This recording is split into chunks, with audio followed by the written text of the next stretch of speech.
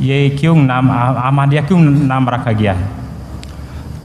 हज़रत मसीह मऊद अलैहिस्सलाम ने ख़ुद इसकी बड़ी वजाहत फरमा दी है। आपका अपना नाम अहमद नहीं था बल्कि ग़ुलाम अहमद था, यानी अहमद का ग़ुलाम।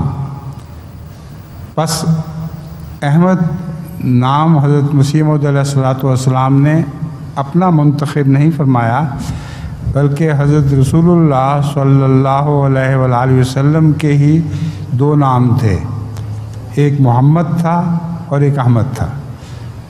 क़तियत से कुरान से ये बात साबित है।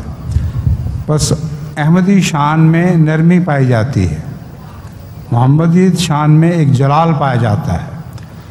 तलवार के से मुकाबला उनका जो तलवार से हमला करें, ये मोहम्मदी शान है जो जलवागर हुई इब्तिदा में।